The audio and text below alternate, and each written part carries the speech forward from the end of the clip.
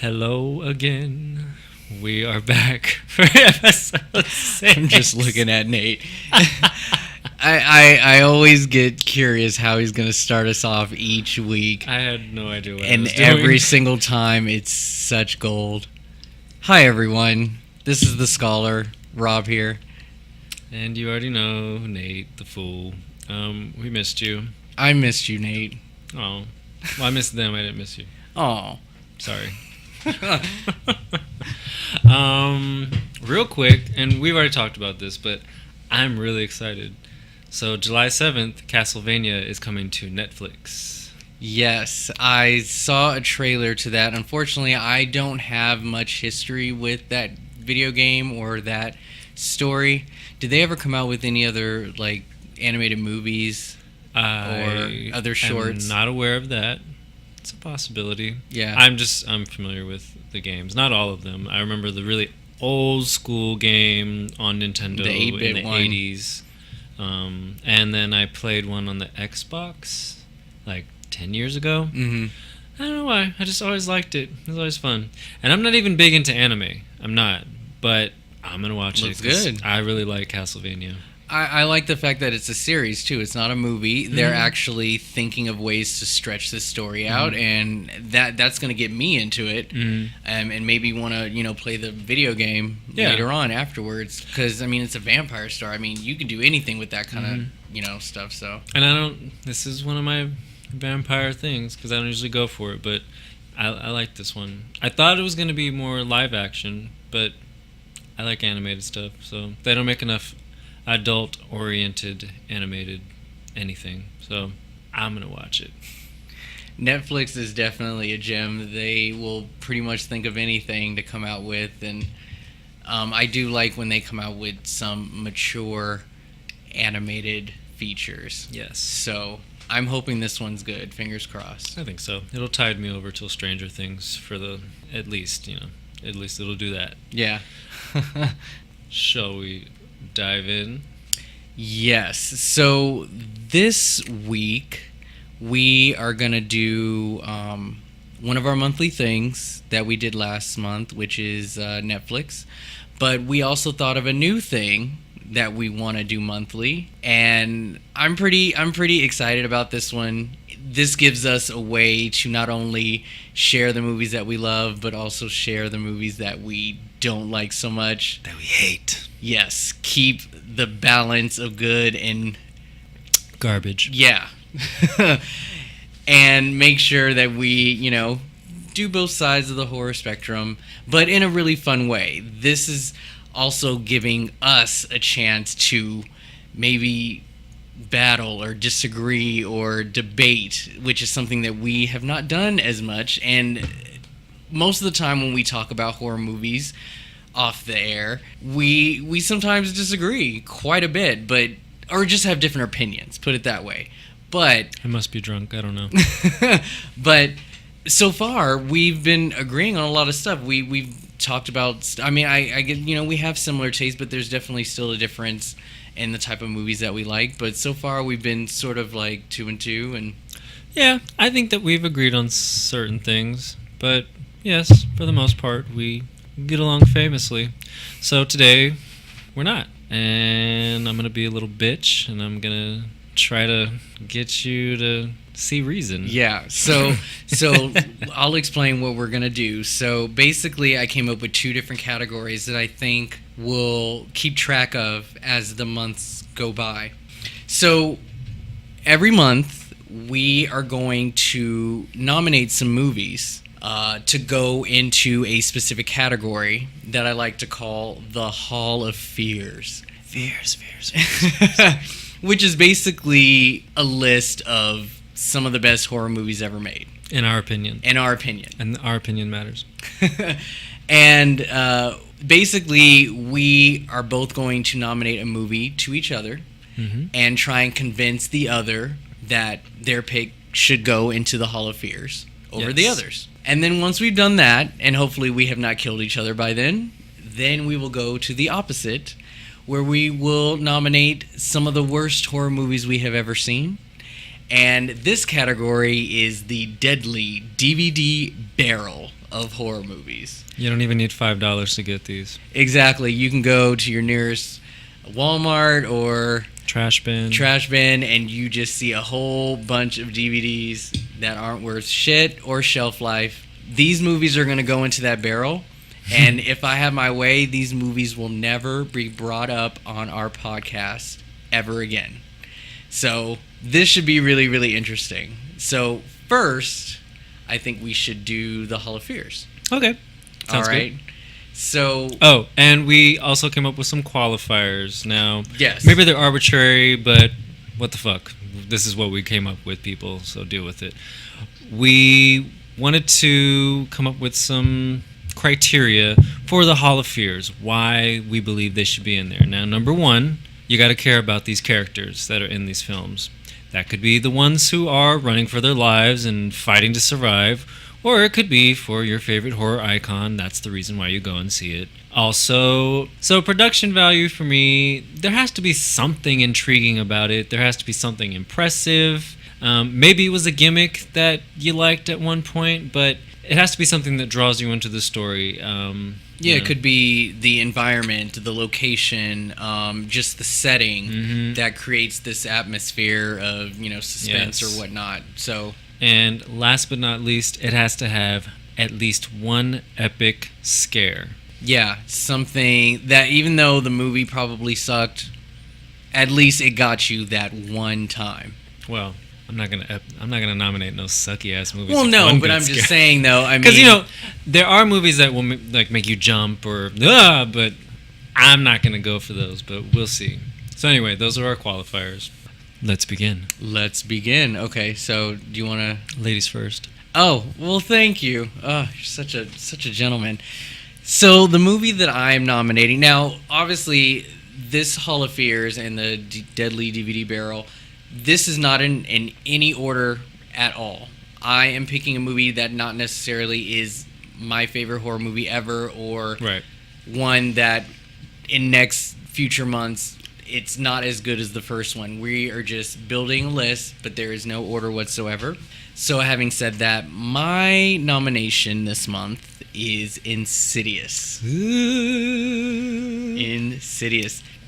For those who may not know about this movie, it is from James Wan, who is famous for his Saw movies, but he decided to make a ghost story and involve a family who has a little boy who ends up in a sort of a sleep state coma. And during this coma, the house is being haunted by all these different types of spirits, and basically the family wants to figure out why this boy is being targeted and his connection or reason for the afterlife that keeps haunting them. I'm nominating this one because it is one of the scariest movies that I have seen lately that I haven't really seen in a very long time. And trying to show my poker face. And I also think that how it was filmed, just very old school. There were jump scares, but they were done in a very smart and mature way. And you didn't need a lot of blood and guts to deliver your point. The movie also is PG-13 and still as scary as a rated R. And that's the other thing, too, is that he didn't even need a rated R to make his point.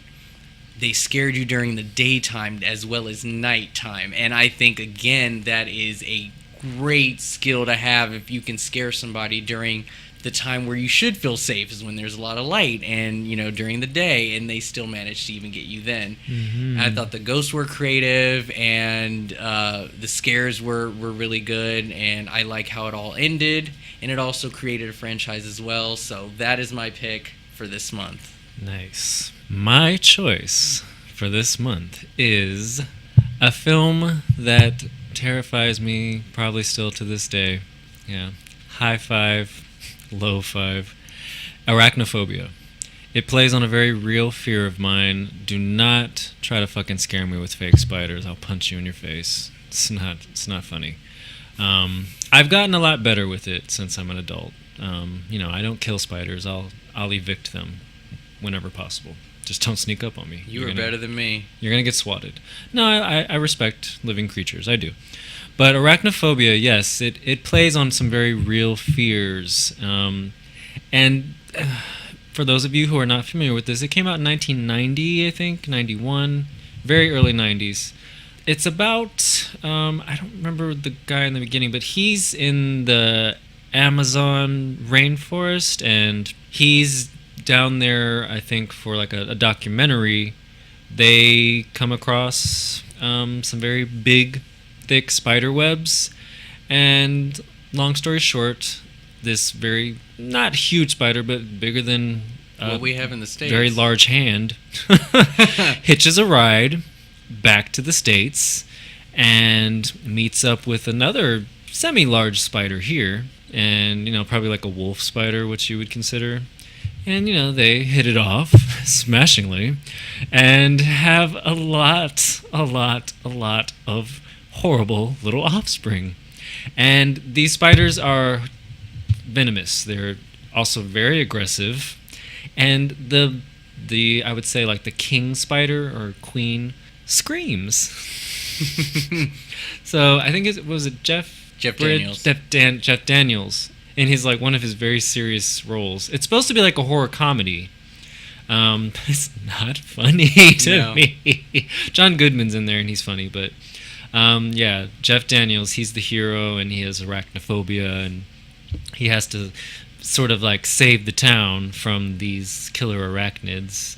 And also there's a little small part by Julian Sands, Warlock, if you didn't know. It's a terrifying film because there's some really normal things that happen, like putting on your slippers, harmless activity, reaching to turn off a lamp, putting on a football helmet because you're going to play football in the middle of the day and there's lots of people around, so obviously you're safe and things are fine. These are all examples of how people die. Sorry, spoiler alert.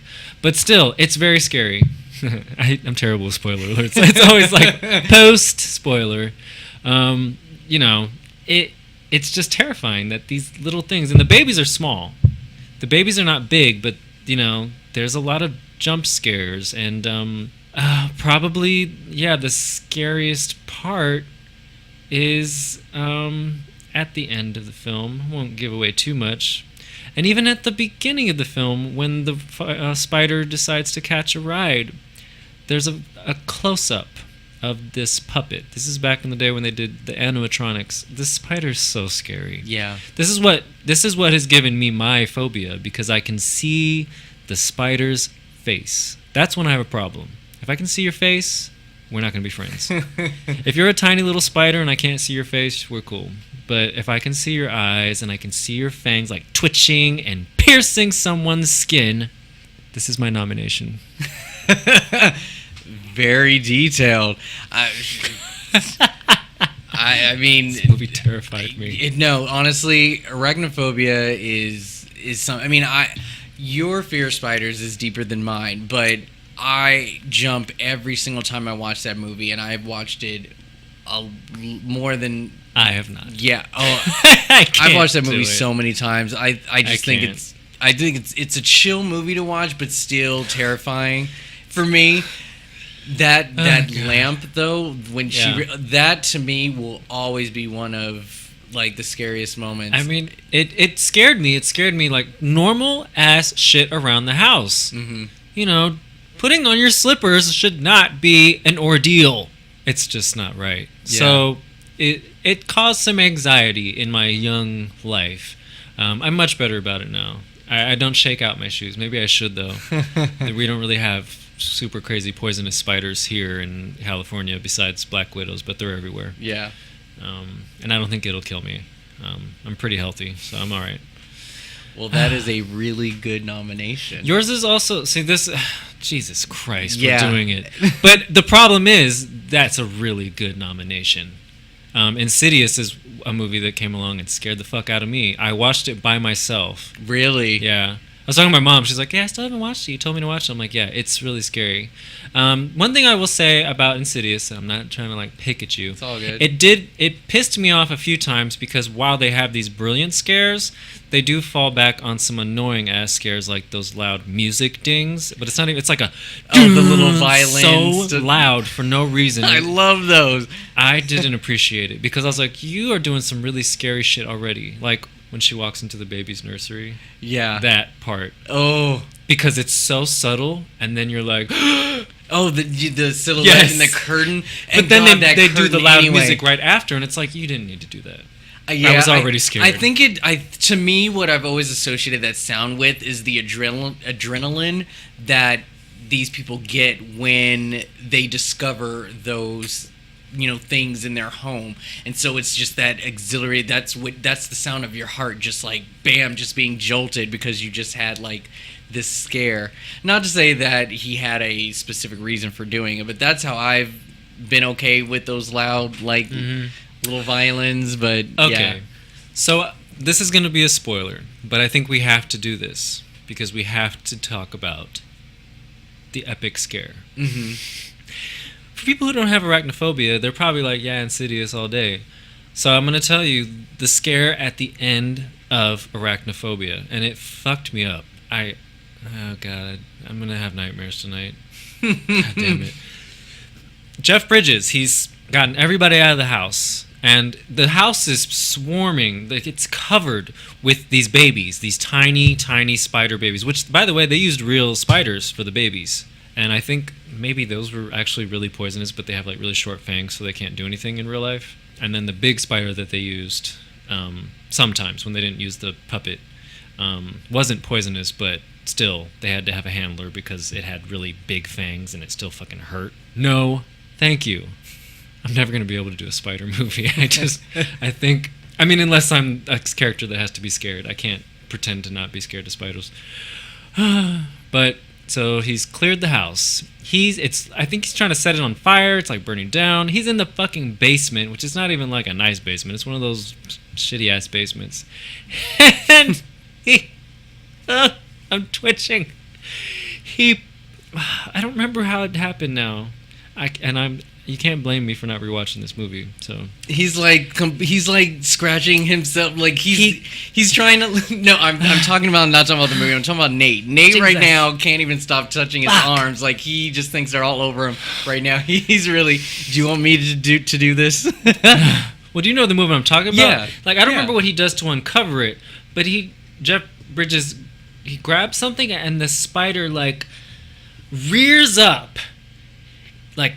Its legs spring up. So basically, he has the electric like lighter or whatever, and then he has the hairspray, and so he's looking through his wine cellar, his shelves, and he's looking for it, and then while he's looking behind all of these champagne bottles or wine bottles, he just comes to a part of the shelf where there's this big reveal and the spider just like has all of his tentacles all out and just or legs and then it just like pops up and it screams. And it's just so scary. It's very unnatural for a spider. Spiders they don't, I don't think they can move like that really. But the spider's such an asshole. Yes, it was definitely very aggressive and very specific with his kills. So, yes, while a very, very effective, good movie, I still think that Insidious is scarier than Arachnophobia. And I'm just going to bring up... Well, I have two scenes, but I'll bring up... The first one I'm going to bring up is the one that most people might be familiar with, and that's, Redface. The first sighting. And it was the first sighting. Yeah, so this is what I love about this scene, because it's during the day, like I said. You've got the couple, the married couple, sitting there with his mother, mom, who remind me, Barbara Hershey. God, I love her. Good old Barbara. Yeah. So she is telling this story about her son as a kid. Yeah. And her monologue, for one, amazing. This woman had me so like I was paying attention. I was into the whole story. You've got this slow music, and she's telling the story. You've got images of the story being told, how the baby was in the crib, and then there was this thing right above the baby, and the camera slowly moves in on her as she's telling this story. But then you also get a cut, the camera pans off to the Her wife son, and yeah, husband just who back are and forth. listening, and so you see it, and in the back of them is just this white wall. You just got their faces, and she's telling the story. And as soon as she gets towards the end of the story, she looks over at her son. She hears the noise. Yeah, she starts That, hearing the noise. cracking noise. She looks over at her son, and right behind him is Redface, who is a predominant villain of the movie, just making faces behind him. He doesn't even notice she's behind him. He's behind him, and she just yells. And of course, they have that big sound. Now, this was in the trailer. You saw Redface, and yet you still Yeah, you forgot. knew it was coming, but yeah. You forgot that it was coming because, again, her story it just took your mind off of anything that could have possibly happened. And they put it in a scene where you didn't expect to be scared because they already did all of this at night. Now it's time to be saved during the day, get more character development, move the story along. Nope, bam, and it was so quick, but it was effective. I was with my boyfriend at the time. I was in his lap. I yelled so loud.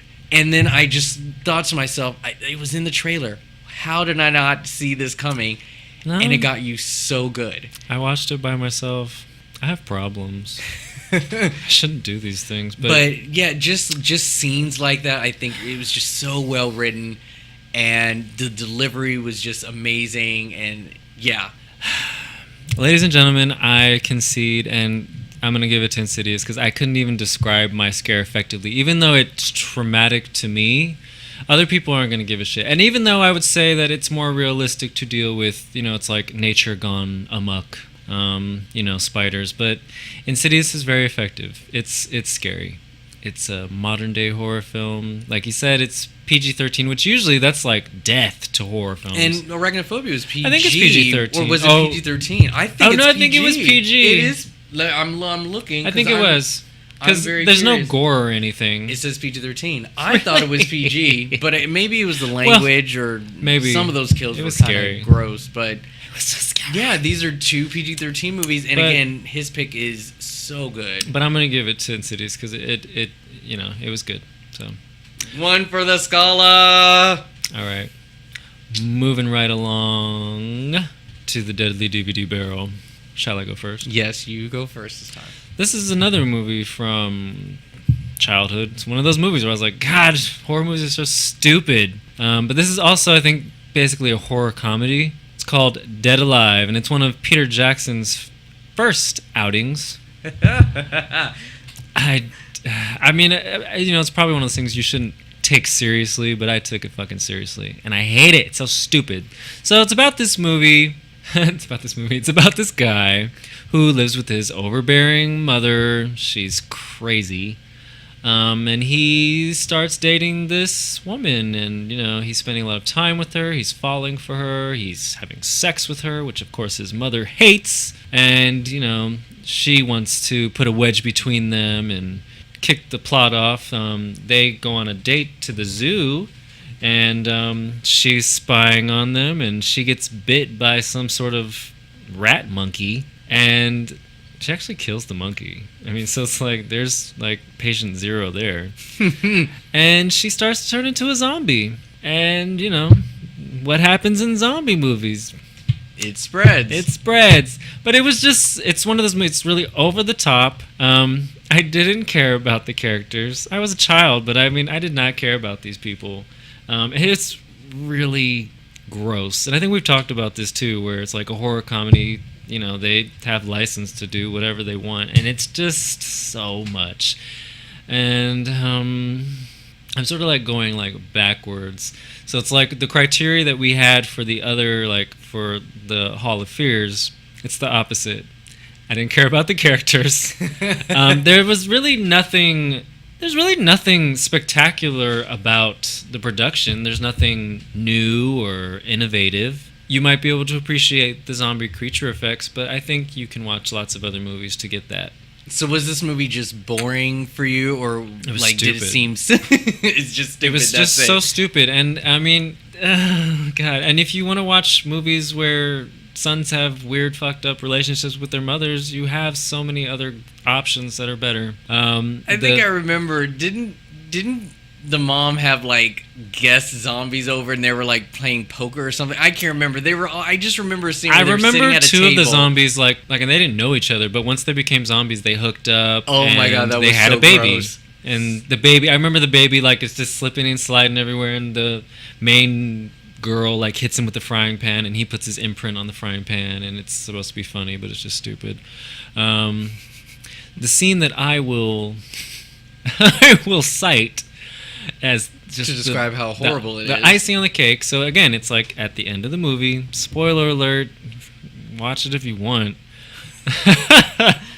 So the mother, like, she has been like, she continues to go through this weird, I don't know, like transformation. And I think she goes into some sort of cocoon, and you know, they're like fighting all these zombies, killing them, and then she gets really big, sort of like when Ursula gets big at the end of Little Mermaid, and she comes, Significant fools. yeah, and she comes out of the house, she's naked and she's really nasty. And he's telling his mom all about herself. Mom, I hate you. And she's like, oh, you know it hurts my feelings when you say these things. And then somehow she ends up like opening her body and consuming him. And then she's about to like fuck up old girl, but then somehow he kills her from the inside. It's just so bad. It's not even like, it's not even so bad that it's good. It's just bad. So Peter Jackson, I mean, you moved on. You did lots of other things, and people enjoy you now, but that wasn't for me. You would be surprised with Peter Jackson. I saw this one, and then he also made another movie that is just pointless, but it's so bad you just Oh my can't take your God. eyes off of it. And I'm not going to say it's worse than this. I mean, this is one of the goriest movies I've ever seen. For no reason. But this other movie was an entire puppet show. Have you heard of this movie? No. So Peter Jackson made a movie about it's like the Muppet Show. Okay. But you get to see the behind the scenes of it all when they're not on camera, and there's like tons of adult drama that goes on. And like the whole, like with Muppets, it's like Kermit and Piggy, a frog and a pig. This one, I think, was like a cat and a hippo that had like, they were dating, but they had the strangest drama ever. So the movie is called Meet the Feebles. Have you heard of this at all? I don't think so. I would look it up and Nope. just like, or even watch a trailer. It is Probably not. so crazy.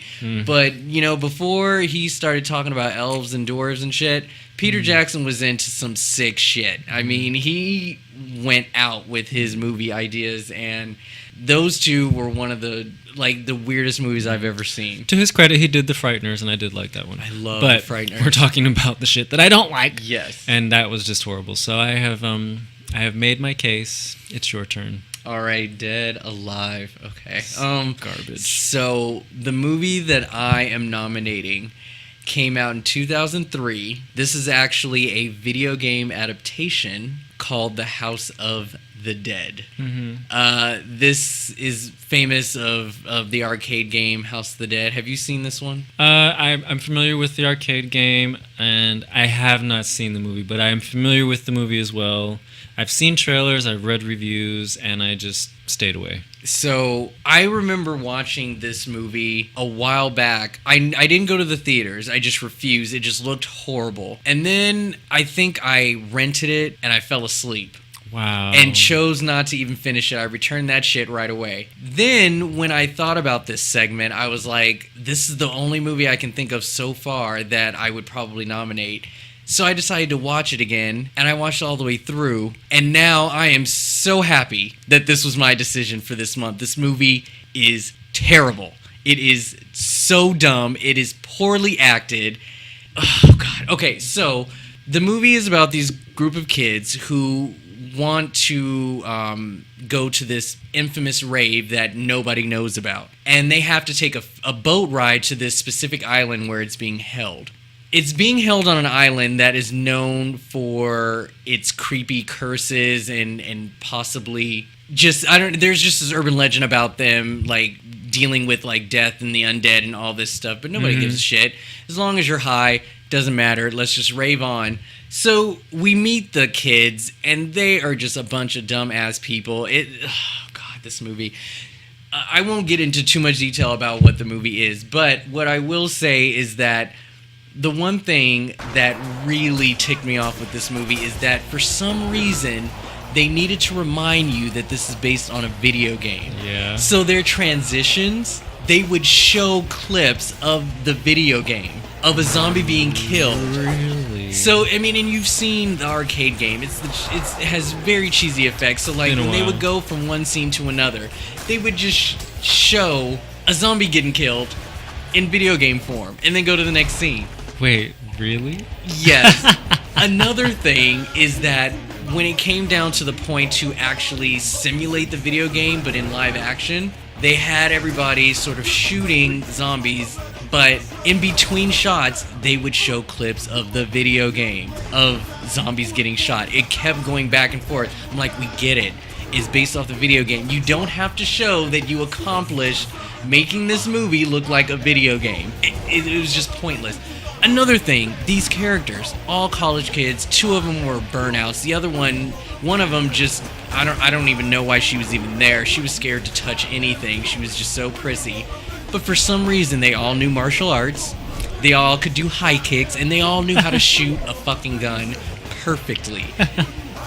It was just unbelievable. The only thing that was okay out of this is, like, the main star was, do you remember that rocker, sort of like heavy metal looking guy in Final Destination 2? He's the one. Oh yeah. That who gets. Yeah. Okay, so he actually starred in the movie, so it was a recognizable face, and I actually like him. So I was like, okay, familiar face, but the rest of it was junk. Like, the lines were delivered poorly. It was just dumb. And then, like, when these guys are all friends, but yet anytime somebody died, it was like, oh, damn, she died, and then they just move on. And oh god, this movie was. And then they tried to do this whole Matrix thing where they have all these multiple cameras, like, all circling around you. So when it films, you know, it just goes into this, like, digital circle thing. And so when they were shooting up these zombies, they would one by one be single-handedly, like, shown on camera, and they would just be shown just shooting, like, thin air, like they were statues or something. Just, oh god, it's hard to even describe this movie. It's such junk. And the movie never, I mean, I think they came out with a sequel, which I don't even know how that even happened. But this movie actually made it to theaters, and I still can't explain why. The zombies also were, like, they just looked pretty cheesy. The makeup wasn't even good. This movie sucks. Whoever made this movie, you should hang the towel up. Do something else. Don't ever make movies again. This adaptation was horrible. I hate this movie. House of the Dead. Well, I don't know what to say. Because I still feel like mine is shittier. I've seen small bits and pieces. I have not seen the whole thing. So it is a little harder to compare. But you did say that you do like something about this movie. One actor that I recognize. I'm just saying, you thought it was cool. But here's the thing. I actually like Dead Alive. I would never... I mean, I can't say the day that I would watch it again, but What? I thought it was funny. I thought it was funny. I actually don't mind the whole gory thing or whatever. Yeah, the story sucks, yes. I would never write a plot like this. The story sucks. The characters suck. It's trying to be funny, but it's not. Oh, God. I mean, hey, at least House of the Dead got a sequel. I'm just saying, like, why did they give money to a sequel? It did something. You cannot say that there is any other movie like Dead Alive. Sure, This I can. is a very unique Return of the Living Dead. Oh my God, you did not say It's that. a horror comedy It and it's is- zombies and You should have nominated that movie. I'm not going to nominate that one. I don't have strong feelings about it, but it's the same thing. It Very is. similar. So, I mean, there's other things that are like House of the Dead, Yeah, exactly. but I didn't say that. But for me saying that it's one of a kind, I think makes it a little bit better than my movie. It's not one of a kind, though.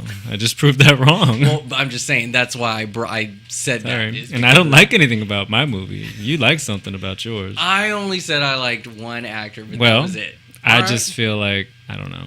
You got that guy, what's her name? Odessa something. She's pretty. She works on things. Odessa. Which one was Odessa? Inuka Okuma. She gets a lot of work. I know the actors in the movie. It's so weird. Inuka. Yeah, so she was on Rookie Blue. That's where I've seen her lately. I don't know. I saw her on 24, Yes, she was on 24. and she's one of those actresses that it's like, really, she's not a household name, but she works a lot. Mm-hmm. I think her name is Odessa Monroe. I remember her on Smallville, and I think she was in another horror film somewhere Yeah. along the line. Oh, yeah, and we can't forget about Ellie Cornell, Halloween 4 and 5. Yeah. Okay. So, I mean, at least you got, like a recognizable Cast. horror icon. Okay. No, you've made some compelling arguments. I guess between these two movies, House of Dead is so horrible, though. Okay. I will give it to Dead Alive. Even though I like the movie somewhat, I will give you this DVD barrel. You'll throw me this bone. I'm not throwing you a bone. No. The cast did make me pay attention to it for the whole time this time around, but Yeah, I think that's probably that's the one thing. Because the other one... it's going in the trash bin. Yay! We never have to talk about it again. I will never bring up Dead Alive ever on this show. Oh my god, I'm so happy. And we didn't even have a zombie episode yet, so Oh god. I have to cross that one off my list. Victory. So relieved. So when this is posted and you're hearing this, we would love for you guys to go online and comment if you agree or disagree with our choices and which one you would have picked for Hall of Fears and Deadly DVD Barrel. We'd love to see if we can get more people on my side on this to pick my movie or vice versa. But I'd be really curious to know what our listeners think. So yeah, go to our Facebook page or tweet us and comment. Let us know which one of those choices we said would go in your Hall of Fears or Deadly DVD Barrel. Awesome. Well, that was fun for our first try. Yeah, and I have a feeling each month they're going to get even harder. Probably. Yeah, now that we've done this once, I'm definitely going to bring it next month. Have to think harder. Yeah. All right. Well, before we go, why don't we talk about a few of the new things that are going to be on Netflix now that it's June. Yeah, so the ones that I gave recommendations for last month of May, I gave 3 of them. Drifter, Beyond the Gates, and Dig 2 Graves. I watched all 3, and it turns out that all of them were just okay. Drifter had a couple of gross, kind of cool moments to it, but overall the story was just kind of weird. Beyond the Gates, I will forever love the idea of this. I thought the plot was amazing, but unfortunately it did not play out the way that I wanted it to. They sort of took a break from the game. It wasn't like once they started it, they had to finish it, and that was the whole movie.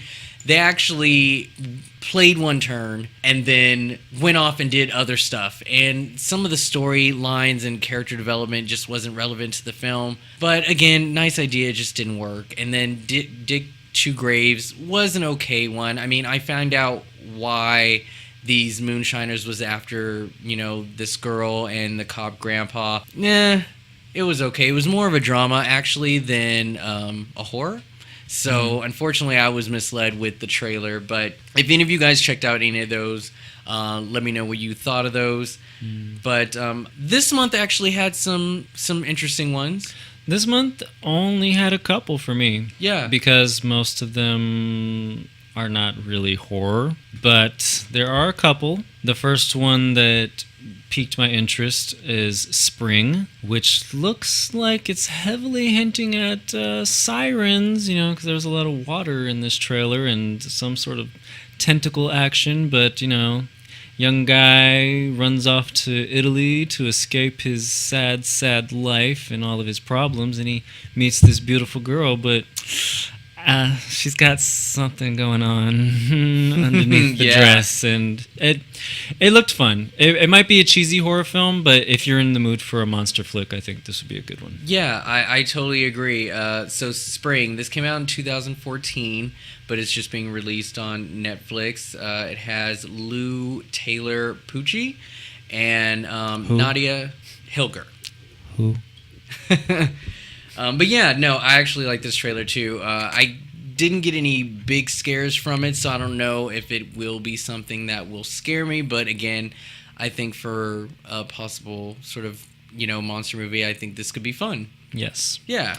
And the other, straight horror edition is something called Havenhurst. And for all of you Julie Benz fans from Angel and Buffy and Darla Lives Forever, Dexter, if you want to watch another movie where she probably dies, you should watch it. But it looks like a, it was kind of confusing. It's like, is it haunted or is there some sort of supernatural creature? So it this looked like there reminds was me of one entity, but then it looked like everyone was involved. Oh yeah, you said. Yeah, it reminds me of 666 Park Avenue. Yeah. It looks like they're trying it again, but in a hotel. Yeah. So Yeah, Julie Ben and the horror icon herself, Danielle Harris, is also in this feature too.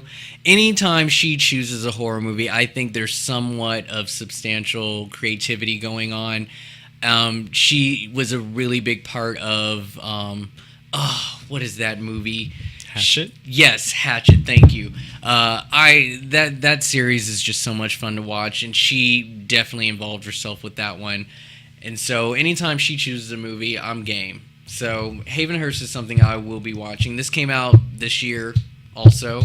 Oh, I'm sorry. I should mention Spring will be released on Netflix. Doesn't really give a date. I thought it would. Maybe it'll just be out on the 1st. But Havenhurst will be on Netflix June 10th. Oh, yeah. Yeah, it doesn't really say. Yeah, I think it'll just be one of the very first out. So by the time we put this out, it should be ready to go. Yeah. Check it out. Other than that, there weren't really, you can watch Sixth Sense again. Yeah, really they're putting back Sixth Sense. Zodiac, I think, was another title. That came I've out. heard some good things about. I just have never watched it. I need to watch Zodiac as well. I haven't seen it, but yeah, I did hear good things. There's a lot of different thrillers and such that are on there that seem interesting, but we want to keep it horror for this one. So, yeah, we'll say Havenhurst and Spring. I might not watch Havenhurst, but I definitely think I want to watch Spring. Havenhurst, it was just like, this trailer's fun. Okay. But I don't know if I'm going to be able to watch the whole thing.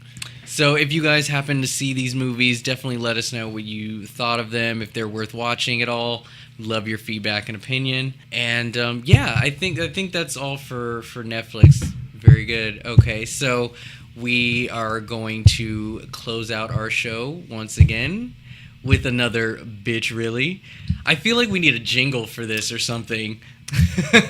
If you are a basic bitch, don't go outside by yourself. No. That was awesome. We'll try again. All right, so here's another Bitch Really given by The Fool. The Fool. All right. So my Bitch Really, I think I've already talked about it, but I'm just going to reiterate. So Pumpkinhead. When some scary things are happening and there's a creature around and you're inside with people, it's probably best to stay inside. Bitch, really? You don't go outside by yourself. I don't care. And if you're scared, it's probably best to... So she was aware of the monster outside. She was aware of the monster, and and- she ran out the front door, and he snatched her ass up. Oh, so she tried to run for her life. I guess that's what she did. So this scene, they're in the house, and did she see an opportunity to run, or I mean, it's not like she was running to anything because I don't even think they had vehicles. They had those little bikes and shit, but it's like, I don't know where she was going. Oh, and she was traumatized because her little boyfriend got killed. So yeah, she knew that he was being killed by some sort of demon creature. She didn't know what it was. She just knew to keep her ass inside. And then she was just stupid after that. And she kept like praying. And it's like suddenly she was like super religious. And like, no. there's usually at least one crybaby throughout the whole like horror films. Like there's always that one who just can't contain herself. When they're hiding, she's still sniffling and giving her location away And because actually, she was can't really keep stupid. quiet. Because I think she's the reason that her boyfriend got killed. She ran off. It's like, we killed the little boy. And he's like, oh, it's fine. But then here comes Pumpkinhead and he kills him. And she's like, oh, God. And she runs back and tells everyone about it. But, bitch, I hated you. It's a new segment. Bitch, I hate you. Now, So- I would probably give feedback if I remember that scene, but it sounds like she obviously just was too scared to handle herself. She had it and- coming. She had it coming. She did. Bitch. Ugh. So, yeah. I guess that's all we got for you this week, kids. Thank Tune in you next time. so much for listening once again. And just remember to hit us up on iTunes, rate us, comment, let us know what you think, subscribe to all of our social media out there. We're only gonna just come up with more ideas and go big and do a lot of different stuff. We have some exciting events and movies that are coming up soon that we want to do and come back and talk about them. So again, thank you guys for listening, and we will see you next week. On Bitch, I Ain't Scared.